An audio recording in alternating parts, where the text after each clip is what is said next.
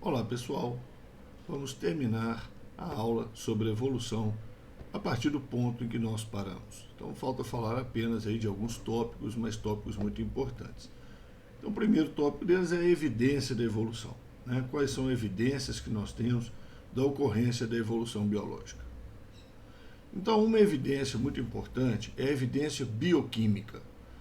Então, antigamente, né, uns anos atrás, aí se fazia muito a comparação de proteínas. Então o pessoal comparava a sequência de aminoácidos nas proteínas de duas ou mais espécies que a gente queria verificar o grau de parentesco. E uma das proteínas muito utilizadas para isso, porque está presente praticamente em todos os seres vivos, é o citocromo C. O citocromo C é uma proteína do processo de respiração aeróbica, né? Então todos os seres vivos aeróbicos tem essa proteína, citocromo C, que tem aproximadamente 100 aminoácidos, cento e poucos aminoácidos. Então aqui nós temos a comparação, né, de algumas espécies de organismos com outras espécies de organismos, né? Então, por exemplo, comparando o citocromo C do macaco com o citocromo C do homem, nós vamos encontrar uma diferença. Ou seja, dos 100 aminoácidos, apenas um está diferente, né, na sequência de aminoácidos. Quer dizer, 99 aminoácidos são idênticos, estão na mesma posição, mas um é diferente, né, do aminoácido da outra espécie. Certo? Se você compara, por exemplo, a cascavel com o homem, essa diferença já vai para 14 aminoácidos, indicando que a cascavel tem um parentesco com a gente, mas é um parentesco mais distante. Se você comparar fungos com o homem, então esse parentesco é mais distante ainda, né? Então são 48 aminoácidos diferentes, praticamente 50% dos aminoácidos diferentes. Mas o que indica também uma semelhança de 50%, né? O que é bastante interessante. Se você pega, por exemplo, a cascavel com a galinha, né? Quer dizer, um réptil com uma ave aqui, ó, nós temos uma diferença de 19, né, aminoácidos, certo? Então esse quadro é bastante interessante de ser analisado, tá? Uma situação que pode ser feita a partir desse quadro é o seguinte: a gente sabe que o ancestral comum entre o homem e o macaco está localizado aproximadamente 20 milhões de anos atrás, né? Então, há 20 milhões de anos atrás corresponde uma diferença, né, entre o homem e o macaco. Uma diferença, 20 milhões de anos. Então, dessa forma, né, o cavalo, por exemplo, que nós temos 12 diferenças, né, o ancestral comum entre nós e o cavalo estaria em 12 vezes 20 milhões de anos, ou seja, cerca de 240 milhões de anos atrás. Né? O ancestral comum entre o homem e o peixe, né, estaria em torno de 400 milhões de anos atrás, né? 21 diferenças vezes 20 milhões de anos. Então essa é uma ideia, a diferença entre o fungo e o homem, né? Quer dizer, o ancestral comum entre o fungo e o homem, vamos arredondar a conta aqui, 50 vezes 20, 1 bilhão, né? Quer dizer, 1.000 milhões, 1 bilhão de anos atrás, teríamos um ancestral comum com os fungos. Então, isso é uma análise bastante interessante. Claro que é apenas uma aproximação, mas é bastante interessante. Atualmente, a gente não usa mais essas comparações de aminoácidos. Nós temos ferramentas melhores, né? Então, entre essas ferramentas, nós temos aí os trabalhos com DNA. Então, a hibridização de DNA é uma ferramenta mais interessante para isso, né? Então, aqui, eu quero saber duas espécies animais, A e B, o grau de parentesco entre elas, né? Então aqui está o DNA do animal A, o DNA do animal B, tá? O processo, gente, é ligeiramente diferente do que está aqui, mas eu coloquei assim dessa forma, fica mais fácil para todo mundo compreender. Lá, peguei uma fita, né, do DNA do animal A, peguei a fita azul, e peguei fragmentos da fita complementar, mas no animal B, né? Fragmentos da fita complementar, mas no animal B. Então o que acontece? Se eu pegar a fita DNA do animal A com fragmentos do DNA do animal B e tiver um elevado grau, né, de hibridização, quer dizer, de pareamento, né, entre esses DNAs, então isso quer dizer um elevado grau de parentesco, né? são duas espécies mais próximas do ponto de vista evolutivo, duas espécies que divergiram há menos tempo atrás. Agora, se eu tenho um baixo grau, né, de hibridização, de pareamento, então quer dizer que existe um parentesco, mas é um parentesco mais afastado. Então isso tem sido feito, né, bastante ultimamente, né? E, por exemplo, voltando no caso anterior, comparando a hibridização de DNA humano com o DNA do chimpanzé, por exemplo, a gente vai ter 99% de semelhança também, né? Semelhante àquilo que a gente obtém lá com o citocromo C. Tá? Mas aqui é mais confiável. Tá? Essa técnica é mais confiável para determinar parentesco, porque está falando de estruturas de DNA, estrutura de gene, né? É mais confiável. Bom, temos também o estudo da embriologia comparada, né? Estudo da embriologia dos animais mostrando, né, semelhanças no desenvolvimento embrionário. Então você pega esses animais todos aqui, ó, um peixe, um anfíbio, um réptil, uma ave, 2 mamíferos, e você compara os estágios iniciais de desenvolvimento, você vê que eles são muito parecidos, né? Inclusive a gente percebe aqui, tanto no homem, né, quanto no peixe, as fendas branquiais da faringe, as fendas branquiais na vida embrionária. É claro que essas fendas branquiais vão se manter no peixe adulto, mas vão desaparecer no homem, né? Nos demais mamíferos, nas aves, nos répteis, né? Vão desaparecer, tá certo? Em anfíbios também elas podem se manter, em alguns anfíbios aí, né? Como a salamandra, por exemplo. Bom, mas desaparece, por exemplo, no sapo, né? Então, essa comparação que a gente vê que os embriões muito jovens são muito parecidos, então isso indica um parentesco, né, evolutivo. Vê que quando passa para uma fase seguinte, peixe e anfíbio já fica muito diferente. Os outros ainda são bastante parecidos. Até que realmente, né, você tem uma diferenciação a partir dessa terceira fase aqui. Eu já sei que isso aqui vai ser uma tartaruga, isso aqui vai ser uma ave, isso aqui vai ser um porquinho, isso aqui vai ser um humano, né? Ou seja, a partir dessa fase que a gente chama de feto, né? Até então a gente chama de embrião, tá? A partir do momento que eu já sei a espécie que aquilo ali vai originar, eu já passo a chamar de feto, tá? A observação da embriologia comparada, né, foi feita por diversos estudiosos, e um deles é o Ernest Haeckel, certo? O Haeckel que propôs, então, o que a gente chama de lei de Haeckel, né? Lei de Haeckel.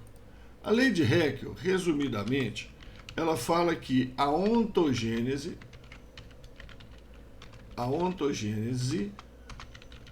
recapitula a filogênese. O que é isso? O que isso quer dizer, né?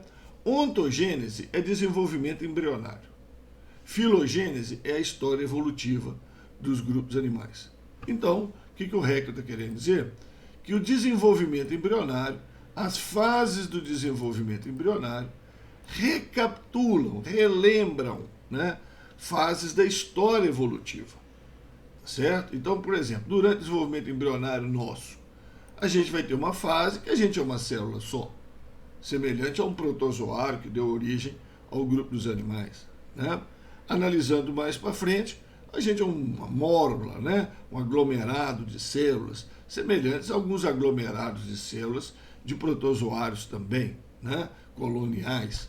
Mais para frente, a gente vai ter 2 folhetos embrionários, como acontece com os quinidários, né? Posteriormente, a gente vai formando estruturas cada vez mais parecidas, né, com estruturas que não são características. Mas nós vamos passar por uma fase, né, com fendas branquiais na faringe, semelhante a peixe. Vamos passar por uma fase com cílios na faringe, semelhante aos sapos, né, os sapos atuais, anfíbios atuais, têm cílios na faringe, né? Então a gente tem fase de mistura de sangue no coração, né? A gente passa por fase desse tipo, semelhante a anfíbios e a maioria dos répteis, até chegar, então, né, no homem definitivo aí, né? Então, essas fases em que a gente é semelhante aos nossos ancestrais, seria essa ideia aí da ontogênese, recapitular, relembrar a história evolutiva do animal, tá? Então, essa é a lei de Haeckel, ou também conhecida como lei biogenética fundamental, tá? O nome é meio pomposo, né? lei da recapitulação, tá? Lei biogenética fundamental é um nome pomposo, né? Bom, outra evidência importantíssima, né, da evolução, aliás, muito mais até do que uma evidência, né, uma prova da evolução, uma prova que os seres vivos se modificaram ao longo do tempo, é o estudo dos fósseis, né, a paleontologia. Né? Então você tem aqui um fóssil, né, de samambaia, né, um fóssil aqui de libélula, né, um fóssil de um animal semelhante à artrópode, aparece muito aí nos livros, né, nos filmes que falam de evolução, que é o trilobita, né, trilobita já extinto, mas com esse corpo dividido aí, segmentado, né, então bastante semelhante a um artrópode. E aqui nós temos pegadas, né? Pegadas também são fósseis, né? Fóssil é qualquer evidência da existência de ser vivo no passado, né? Há mais de 10 mil anos. Então aqui nós temos pegadas de dinossauro, né? Pegadas de dinossauro feitas aí, né? Provavelmente num ambiente de barro, né? O dinossauro passou aí caminhando, deixou essas pegadas. Quanto mais profundas, maior o peso do dinossauro. Quanto mais afastadas, maior a distância das pernas, né, a altura, a distância que as pernas podem chegar, maior a altura do dinossauro. Né? E aí você tinha esse barro, e ele endureceu e virou uma rocha. Né? Pode ter acontecido, por exemplo, uma erupção vulcânica próxima, né? As cinzas quentes caíram sobre esse barro, e aí transformando isso, né, numa rocha, que aí se manteve, né, durante milhões e milhões de anos, já que os dinossauros se extinguiram há 60 milhões de anos atrás. Né? Bom, então a paleontologia é o estudo dos fósseis, não confunda com a arqueologia, que é o estudo de artefatos, né? Papiros, pergaminhos, cerâmicas, né? Produzidas pelo homem, pedra lascada, pedra polida e tal. Aí são artefatos. Né? Muito bem. Um fóssil famosíssimo é o Archaeopteryx, né? Considerado como a primeira ave, né? Que seria uma transição de réptil para ave, um réptil do grupo dos dinossauros, né? Para as aves. E um detalhe interessante, né? É que na boca, aqui ó, tá as pernas dele aqui, a coluna vertebral dobrada aqui no pescoço, né? Aqui seriam as asas, né? Essas impressões das penas, né, que evoluíram a partir de escamas, na cauda também, né, penas a partir das escamas, garras nas pontas das pernas, né, dos dedos das pernas e também nas asas. Né, e chama atenção aqui na boca, então, a presença de dentes.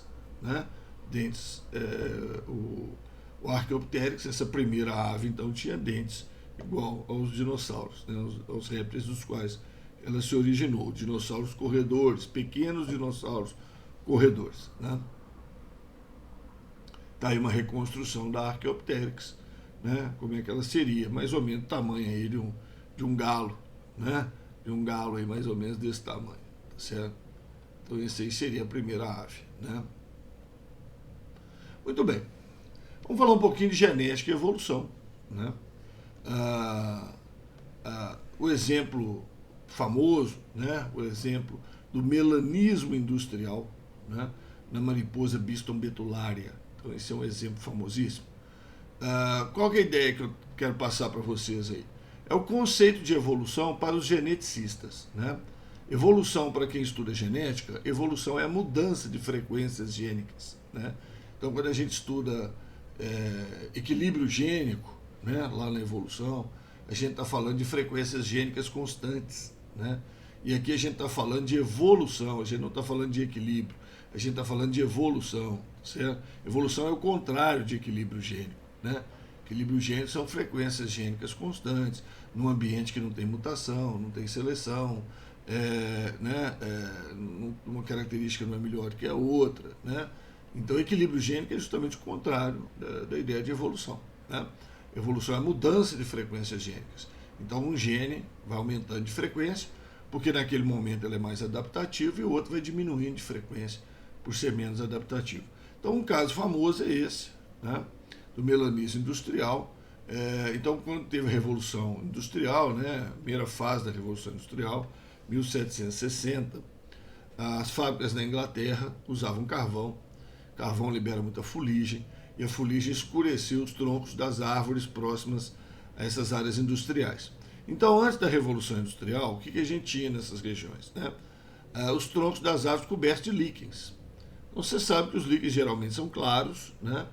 E essa mariposa Biston betulária, ela tem duas variações. Uma que tem um gene dominante, né? Que é escura, né? A mariposa escura, melânica, que a gente fala. E a outra que só tem o gene recessivo, azinho, que é a mariposa clara, né? Aqui nós temos uma posada sobre os líquens, né? Bastante camuflada, né? Bastante camuflada.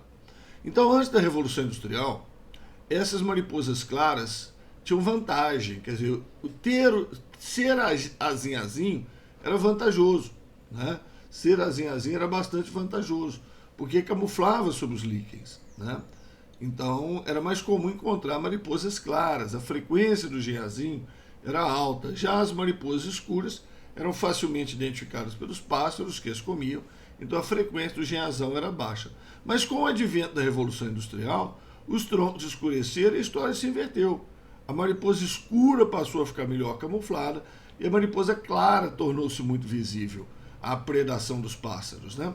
Então aí o gene para a mariposa escura passa a ser vantajoso, ele aumenta de frequência na população, e o gene para a mariposa clara, o genhazinho, vai desaparecendo da população, né? Porque esses animais vão sendo predados, então ele vai diminuindo sua frequência na população.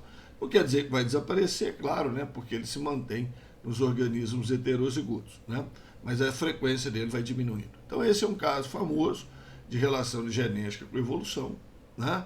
O caso aí da melanismo industrial, né? Com essa mariposa.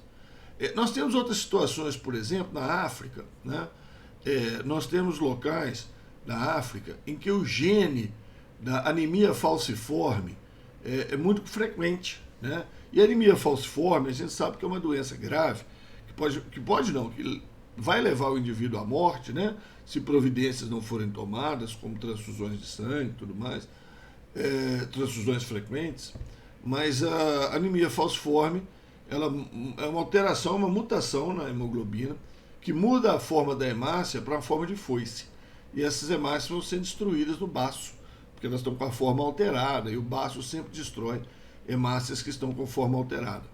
Então, esse gene parece que ele surgiu, né, no continente africano, mas deveria ter uma baixa frequência na população, né, porque é um gene letal, é um gene que tem um potencial de matar o indivíduo, né, é um gene recessivo, né. Na verdade, é um pouquinho mais complicado, né, um indivíduo recessivo, vamos chamar lá de azinho, ele vai ter anemia falciforme, o azão vai ser normal, e o heterozigoto, ele é normal, certo? O heterozigoto, ele é normal, mas se a hemácia sofre algum estresse, ela muda de forma, certo? Ela muda de forma para a forma falciforme e ela é destruída.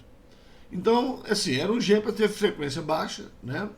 Na África, mas em algumas regiões, não só na África, também em parte da Ásia, a frequência desse gene é alta, né? O gene da anemia falciforme. E aí o pessoal verificou que corresponde a regiões onde tem muito caso de malária, né? Então, nesses locais aí, esse gene da anemia falciforme em heterozigose, ele é vantajoso, né? Então, indivíduos heterozigotos, eles não têm anemia falciforme e também dificilmente pegam malária. Por quê? Porque você sabe que na malária o protozoário entra dentro da hemácia. E isso estressa a hemácia. A hemácia muda de forma, é destruída, o protozoário é destruído junto, o indivíduo não pega malária, ou se pega de uma forma muito branda, né?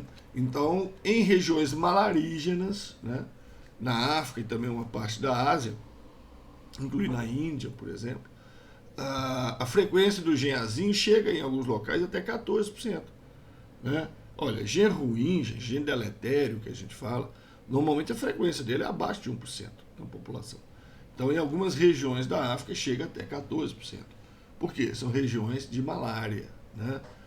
Futuramente, né, se tivermos um controle aí da malária através de vacinação, que a gente já tem coisa muito promissora nesse sentido, pode ser, né, que esse gene da anemia falciforme, então, comece, né, a realmente desaparecer também nessas regiões, né? Também nessas regiões aí desapareça, né? Já que não daria mais vantagem para o indivíduo, né? Essa vantagem de indivíduos heterozigotos, no caso aí da anemia falciforme, a gente chama de heterose, ou vigor do híbrido, né? Então isso acontece em alguns genes, a condição heterozigota ser vantajosa, né, em relação às condições homozigotas. Acontece em algumas situações. Tem o nome de heterose ou vigor híbrido. Então está aí o caso, né? Então nós temos aqui, ó, regiões de malária, né? No continente africano, ainda tem a Índia também, vocês estão vendo aí, na borda do Mediterrâneo, né? Que o Império Romano, os romanos, né? Acabaram espalhando esse gene, né? Aí pela região, né? Acabaram espalhando esse gene aí nas conquistas do Império Romano. Então você vê que as regiões onde a malária é bastante comum, a frequência, né? Olha lá, essas manchas mais escuras, né? A frequência do gene S, né? Que seria a letrinha melhor para a gente utilizar, né? A frequência dela é alta, ela chega acima de 14%, né? Coincidindo então com regiões malarígenas. Então é isso aqui, ó. Frequência do gene S, causador da anemia falciforme, alta nas regiões malarígenas, indicando que nesses locais a presença do S é vantajosa em heterozigose, né? Em homozigose não, porque aí causa anemia falciforme e geralmente vai ser fatal, né? Muito bem, então vamos para o último tópico aí, evolução do homem, onde a gente vai responder a pergunta fundamental, né? Então nós temos várias perguntas quando a gente estuda evolução, e uma delas é de como é que surgiu o homem, né? Como é que surgiu o homem. Então vamos falar primeiro aí dos nossos parentes, né? Os demais primatas. Nós temos um ancestral aí com os demais primatas, né? Mais ou menos 20 milhões de anos atrás, conforme eu já falei. E esse ancestral então foi evoluindo, foi de origem a vários ramos, né? E um ramo muito próximo à nossa família, nós somos da família dos hominídeos, né? Família dos hominídeos é a família dos pongídeos, né? Os principais representantes, chimpanzé, gorila, orangotango, né? São pongídeos, tá? O gibão já seria uma outra família, ilobatídeo. Então nós temos macacos do Velho Mundo, da África, da Europa, macacos do Novo Mundo, aqui da América, né? E nosso ancestral e um caminho aqui. Gente, isso aqui já mudou bastante, inclusive esse Ramapithecus aqui, esse desenho caiu numa prova do Enem, inclusive lá nos primeiros Enems lá de 1998, 99, esse esquema caiu, e esse Ramapithecus hoje, a gente sabe que ele não é um ancestral humano, tá? A gente sabe hoje que ele é um ancestral do orangotango, tá? E foi possível fazer isso através de análise de hibridização de DNA, né? Loucura, né? Extrair DNA de um fóssil de Ramapithecus, que é em torno de 12 milhões de anos atrás, né? E fazer hibridização com o homem e com os demais primatas e perceber que ele é mais semelhante ao de orangotango, tá? Então hoje ele nem está na linha evolutiva nossa. Aliás, isso aqui mudou muito, né? Hoje é isso aqui dessa forma, tá? Então veja uma coisa interessante. Os gibões, né? Que eram da família Ilobatidae, eles foram promovidos, né? Foram promovidos para a família dos pongídeos, né? A família dos pongídeos, certo? Então os pongídeos aqui, os hominídeos aqui, certo? Essa promoção aí aconteceu, né? O resto manteve mais ou menos a mesma coisa, tá? Agora, mais recentemente ainda, né? E aí você não vai encontrar isso em todos os livros, tá? Isso é muito recente. Essa turma toda agora já é considerada como da mesma família. Família dos hominídeos, tá? Do gibão, que era um ilobatídeo, né? Orangotango, gorila e chimpanzé, que era pongídeo, e só o ser humano era hominídeo, né? Agora não, somos todos considerados da mesma família, graças a quê? A estudos de DNA que mostraram semelhanças muito maiores do que a gente imaginava no DNA desses organismos, certo? Agora, somos de subfamílias diferentes, tal, mas ainda somos considerados agora da mesma família. Não é todo o livro que está atualizado com essas últimas novidades, não, tá? Mas aqui o ancestral nosso aqui, ó, está jogando até antes aqui ainda, né? 50 milhões de anos aí, né? Cestando os primatas aqui, ó. Você vai jogando os primatas aqui em torno de 50 milhões de anos, tá? Bom, os principais pontos da evolução do homem, né? Então a gente começa aí com o Australopiteco, tá? Gente, eu estou citando para vocês os principais organismos da evolução do homem. É claro que existem outros que eu não vou citar aqui, tá? Vou citar rapidinho de passagem aqui o Ardipithecus ramidos, descoberto, se não estou enganado, em 90 e pouco, 94 por aí, que tem em torno de 6 milhões de anos atrás, né? O Ardipithecus, aí vai dar origem ao Australopithecus, tarará, tarará. E aí nós vamos ter uma sequência, né, evolutiva aí desses grupos, tá? E isso é assim, controverso. Toda hora aparece uma novidade, o pessoal descobre aí um novo fóssil, uma nova interpretação. Então por isso que a nível de vestibular, Enem, etc., o pessoal, se for perguntar, vai perguntar esses clássicos, né? Vai perguntar esses clássicos. Então nós temos aí o Australopithecus afarensis, principal espécie do gênero Australopithecus. Existiram várias espécies, tá? Viveram aí de 5 a 2 milhões de anos atrás, ou seja, fósseis deles são encontrados em todo esse período. É um período muito longo, né, gente? São 3 milhões de anos.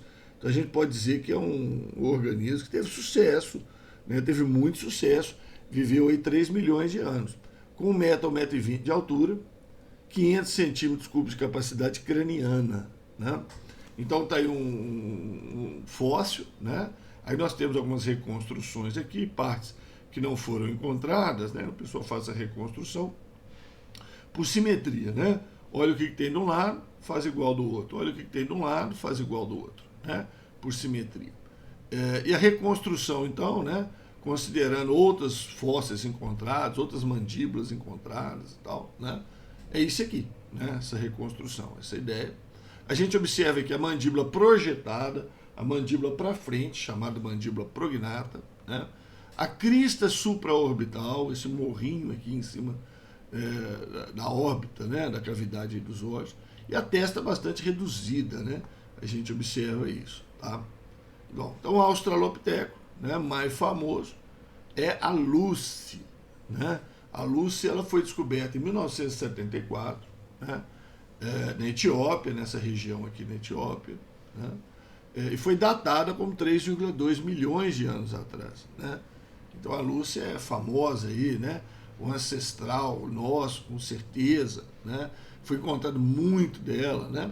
Então você tem um braço aí, o osso do braço de um, o antebraço do outro lado, o fêmur de um lado, a tíbia do outro, um pedaço da fíbula, né, um pedaço do osso do quadril de um lado. Aí aquele negócio que eu falei, por simetria, vocês imaginam o que tem do outro lado, várias vértebras, costelas, né? Então a Lucy é considerada aí a humana mais antiga, né? E mulher, né? A gente sabe isso por causa do formato do quadril. Você sabe que o quadril do homem e da mulher é diferente, por causa do parto, né? Por causa do canal do parto ali que o menino tem que passar. Então a abertura do quadril na mulher é maior. Então a Lucy foi identificada então aí como mulher, né? Recebeu esse nome em homenagem a uma música, né, que estava tocando muito na época, a música dos Beatles, Lucy in the Sky with Diamonds, né? Então recebeu esse nome em homenagem a essa música. E no Brasil a gente tem um fóssil, né, bem mais modesto, né, nessa comparação aí, porque são 14 mil anos, já é um fóssil da nossa espécie atual, Homo sapiens, mas que recebe o nome em homenagem à Lucy, né, que é a Luzia, que é considerado o fóssil mais antigo aí da América, né, o fóssil humano mais antigo aí da América, né, crânio da Luzia, está lá no Museu Nacional, aquele que pegou fogo, quase o fóssil, o crânio lá foi destruído, né? Claro que o fóssil não queima, né, gente? O fóssil é mineralizado, ele não queima, mas, né, cai uma pilastra por cima, destrói, né?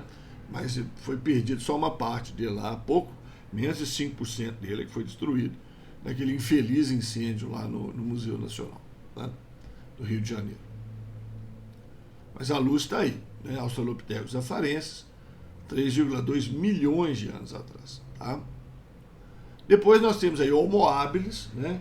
Surgiu há 2 milhões de anos atrás, 1,30 m a 1,50 m de altura, aí já é gênero Homo, né? Então o gênero Homo certo? O gênero Homo, essa história aí, tá? Surge há 2 milhões de anos atrás, gênero Homo, tá? Importante, né? 1,30 m a 1,50 m de altura, tá? Já 50% a mais de capacidade craniana, né? 750 centímetros cúbicos, né? Você ainda vê ainda a crícia suborbital, né? A testa reduzida, a mandíbula projetada, né? E esse Homo habilis aí teria sido o primeiro a fazer ferramentas de pedra, né? Ferramentas de pedra lascada, tá? Depois nós vamos ver, falar um pouquinho sobre essas ferramentas de pedra, tá? Nós vamos comparar, está no final, essas ferramentas aí, não só de pedra, como de metal também, para a gente ter uma ideia disso aí. Então o Homo habilis é esse, tá? E ele vai dar origem, então, ao Homo erectus. Pessoal, apesar de chamar Homo erectus, né? Os outros aí, o Australopiteco e o Homo habilis, já andavam em pé. É porque esse fóssil foi descoberto primeiro, né? Ele foi descoberto primeiro. Então o pessoal achou que ele foi o primeiro humano que ficou em pé. Aí deram o nome de Homo erectus. Aí depois é que descobre os outros, e vê que os outros também já tinham ficado em pé, né? Já se locomoviam bípedes, né? Nos 2 pés. Mas aí o nome já estava dado, aí fica, né? Homo erectus surgiu há 1 milhão de anos atrás, 1,60 m de altura, então já bem próximo da altura média nossa atual, que é 1,70 m, né? 1.000 centímetros cúbicos de capacidade craniana, né? Quer dizer, o dobro do Australopiteco, né? Mas você ainda observa ainda a crícia supraorbital, né? E a mandíbula ainda projetada. Melhorou bastante a mandíbula, a testazinha já começa a aparecer ali, né? Mas a crícia supraorbital ainda está bem visível, né? O Homo erectus fez ferramentas melhores, né? Dominou o fogo, aprendeu a produzir o fogo. Com isso ele pôde viver em cavernas, né? Iluminando o interior da caverna, espantando animais, né? Como ursos, né? Felinos, morcegos de dentro da caverna. Melhorou a alimentação dele, o fogo também, né? Ele pôde cozinhar alimentos. Você sabe que algumas plantas, inclusive, são tóxicas, cruas, né? A própria mandioca, né? Ela tem que ser cozida. Então isso aí melhorou a alimentação deles, sem dúvida nenhuma, né? E acredita-se que alguma forma de linguagem eles tinham, tá? Não necessariamente uma linguagem oral, tá? Mas alguma forma de comunicação eles tinham, porque tudo indica que eles caçavam em bando, né? As cavernas que eles viviam, o pessoal encontrou fósseis, né? de animais de grande porte. E caçar animais de grande porte, né? Precisa de uma organização, precisa de uma comunicação, né? Você não pode caçar sozinho, você tem que caçar em bando, e você tem que ter uma organização, vai para lá que eu vou por aqui, né? Senão, se não tiver essa forma de comunicação, nem que seja gestual, né? Vai ser complicado, né? Ter sucesso caçando um animal maior, né? Aqui você tem o fóssil mais famoso, com reconstruções daquela forma que eu falei, né? Do outro lado tá perfeito, então você usa massa aí, você reconstrói aquilo lá de cá e tal. Então você tem essa situação aí, né? Já bem diferente. A mandíbula ainda projetada, mas bem menos, né, do que nos anteriores. E o Homo erectus vai dar origem ao Homo sapiens, né? Homo sapiens, que é a nossa espécie. Bom, aí nós temos uma situação, tá? Se são espécies distintas ou subespécies da mesma espécie, o homem de Neandertal e o homem de Cro-Magnon, tá certo? Então, o homem de Neandertal, encontrado aí no Vale de Neander, sul da Alemanha, né? Então, por muito tempo, foi considerado aí, né, Homo sapiens neanderthalensis, quer dizer, uma subespécie da nossa espécie, né? Uma raça geográfica que teria surgido principalmente na Europa, tá? Na Europa. E o homem de Cro-Magnon, né, ele teria surgido na África, tá certo? Mas ele chegou na Europa e, por um período de tempo, ele conviveu com o homem de Neandertal. Cro-Magnon é uma região do sul da França, né, onde foram encontrados os melhores fósseis aí, né, de Homo sapiens. Tá? Então, o que acontece? Né? Há uma dúvida se eles são da mesma espécie ou não. Tá? Então, basicamente, quem considera que eles são da mesma espécie, ou seja, tem um fluxo gênico entre eles, né, trata como Homo sapiens e Homo sapiens. Né? E aí chama um de Homo sapiens neanderthalensis, que seria uma subespécie, né? E o outro de Homo sapiens sapiens, né? Que seria, no caso, a nossa subespécie, tá? Por quê? Porque o Homo de Neandertal ele desapareceu, tá? Aí é aproximadamente 30 mil anos atrás. Agora, quem considera que são espécies distintas, aí prefere chamar de Homo sapiens, nós, né, o homem de Cro-Magnon, e Homo neanderthalensis, o homem de Neandertal. Gente, isso é muito confuso, tá? Isso é muito confuso. A tendência hoje é chamar dessa forma, nós de Homo sapiens e o outro de Homo neanderthalensis. A tendência hoje é essa. Apesar de que estudos mostram uma possível troca de genes entre essas espécies. Tá? Uma possível, uma pequena, 2, 3%, mas uma pequena troca de genes entre essas espécies. Quer dizer, a existência de genes neandertais dentro de nós, Homo sapiens atuais. Tá? Mas isso é confuso, isso aí você sabe que tudo que se refere à evolução humana é confuso, porque envolve questões éticas, né? Envolve muitas interpretações subjetivas, tá certo? Mas hoje a tendência é chamar de Homo sapiens e Homo neanderthalensis. Tá? Então eles teriam surgido aí nesse período de 400 a 200 mil anos atrás. Aí quando o Homo sapiens sapiens, né, nós, né, chegamos na Europa, a gente vai conviver com o Homo neanderthalensis entre 100 e 30 mil anos atrás, né? E o Homo de Neandertal desapareceu. E aí vem a questão, por que o Homo de Neandertal desapareceu? Né? Então a gente não sabe também, a gente especula. Pode ter sido por causa de conflitos com a nossa espécie, né? Guerras, lutas entre a nossa espécie. Pode ser questão envolvendo glaciação, né? Que o Homo de Neandertal não teria sobrevivido a glaciações, né? Extremas. Né? Pode ser doença, né? Mais suscetível a doença. Pode ser degeneração genética, quer dizer, vivendo em áreas mais restritas e cruzando entre si. Então isso leva a condições genéticas ruins, né, deletérias, né, que levam à extinção do grupo. Né? Mas não se sabe direito. Sabe que o Homo neanderthalensis desapareceu em torno de 30 mil anos atrás. É claro, né, que tem aquelas teorias, né, do abominável homem das neves, que seria o homem de Neandertal, né? Nos Estados Unidos tem a história do pé grande, né? Que viveria em florestas lá no norte dos Estados Unidos, sul do Canadá, que seria homem de Neandertal, né? Mas tá mais para mito do que para realidade, né? Bom, em média 1,70 m de altura, capacidade craniana de 1.250 a 1.600 centímetros cúbicos. Aliás, um detalhe, tá? Hoje, né, a capacidade craniana nossa está em torno de 1.400, 1.500. Tá? O Neandertal tinha essa capacidade de 1.600. A capacidade craniana do Neandertal era maior do que a nossa. Tá? Mas isso não quer dizer que eles eram melhores. Né? Porque capacidade craniana é uma coisa. Agora, o cérebro ele controla controla músculo. Né? Não é só inteligência. Você não podemos pensar só em termos de inteligência. Então talvez eles fossem maiores, mais musculosos, aí você vai ter crânio maior mesmo, cérebro maior mesmo. Né? É o que acontece entre homem e mulher. O cérebro do homem, em média, é maior que o da mulher. Por quê? Porque em média o homem é maior do que a mulher. Né? Em média o homem é maior, então ele tem mais músculos, assim, músculos maiores, né? Que precisam de mais controle de região motora. Tá? Nada a ver com capacidade intelectual, nada a ver. Tá? Absolutamente nada a ver. Então tem que levar em consideração isso também. Né? E aí parece que esse cérebro muito grande também não foi legal, né? Porque é aquela história do parto. Né? Cabeça muito grande na hora do parto é um problema também. Né? Então aí, de uma maneira qualquer, aí, o Homo sapiens permaneceu e o Homo de Neandertal desapareceu. Tá? Então está aqui o clássico, né? Esse desenhozinho clássico, mostrando então esses grupos clássicos aí que eu falei. Australopiteco, dando origem ao Homo habilis, Homo erectus, aqui Homo sapiens neanderthalensis, Homo de Neandertal, Homo neanderthalensis, e o Homo sapiens sapiens aqui. Né? Agora é claro, né, gente, que essa mudança não é linear, assim, bonitinha, né? Bem que a gente queria, né? Mas é bem mais complexa, tá?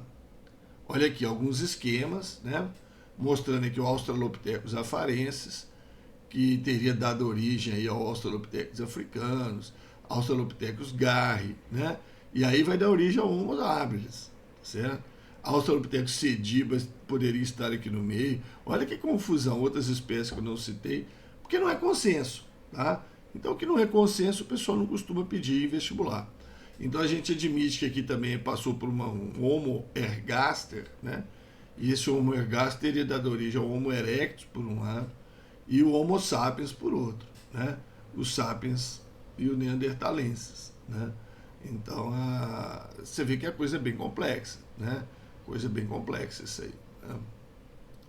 Bom, o que o pessoal vai pedir mesmo de você de evolução humana? A evolução anatômica humana. O que aconteceu? Que mudanças anatômicas nós tivemos, né? Então, o aumento da estatura, né? Foi lá de 1 metro a 1,70 m, né? A mudança da curvatura da coluna vertebral. Então, o Australopithecus tinha uma curvatura em C, né? Uma letra C alongada, e hoje nós temos uma curvatura em S, né? Que é bem melhor para suportar os pesos e tudo mais da postura ereta, né? Então, mudança de curvatura, aumenta a capacidade craniana, mudanças na arcada dentária, inclusive, né? Redução de caninos, tamanho dos caninos, né? Tal.